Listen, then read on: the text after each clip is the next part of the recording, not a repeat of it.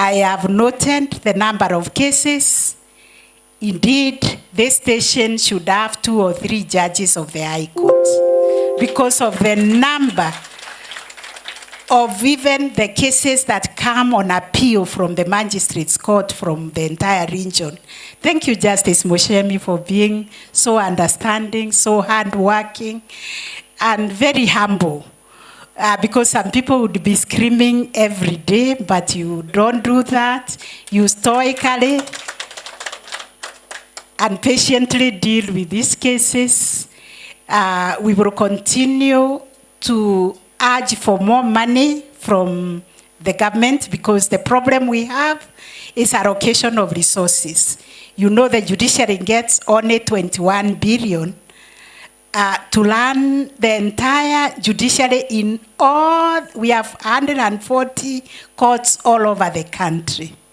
So that budget is not enough for us to employ enough magistrates, employ enough judges, maintain the court infrastructure, and render service. So when you meet the people who make decisions on how to allocate money, please tell them to double the allocation to the judiciary. Then we can be able to have 3 judges in Thika. We can be able to have more magistrates to deal with your cases. The problem is resources to be able to meet the expectations of our people. I, as a mother, and now as a grandmother, I put myself in the shoes of that parent whose child was abducted, and for days on, months on, they do not know where their child is. What I have to say as the Chief Justice is that Kenya is a country of the rule of law. We have the Constitution, we have other statutes, the Penal Code, the Criminal Procedure Code, which define every crime. So these people being abducted, if they are suspected of even committing the worst crime, murder or terrorism, though they should be brought to court and charged. They should not be held incommunicado, because this brings anxiety to the family. It brings so much trauma even to those who are abducted.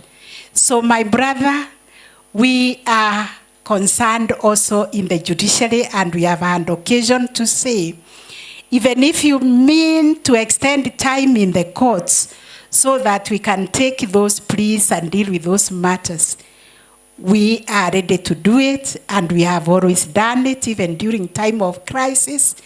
During the demonstrations, we extended the court hours to make sure that we processed everything. We all want a country that is peaceful, a country that guarantees the rights of everybody. And that is why we are here on an open dialogue, also to see whether there are specific cases that are causing you anxiety and trauma, and we can be.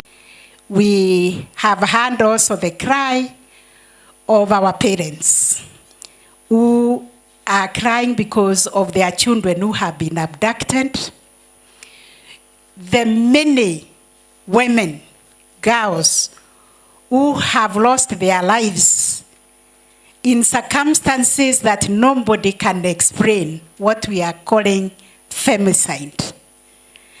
This is a societal problem, especially why would somebody decide to kill another one, cut them in pieces, put them in a gunny bag, and throw them in the dam? What is happening there? Nobody can explain what has happened to our society, but it is for us to condemn those acts in the strongest terms possible. There's need in Thika for a court complex, where all the courts can be housed for better operation of services. So therefore, members of public, we thank you for attending in big numbers. For the advocates, thank you Mirimo and Geresa for coming.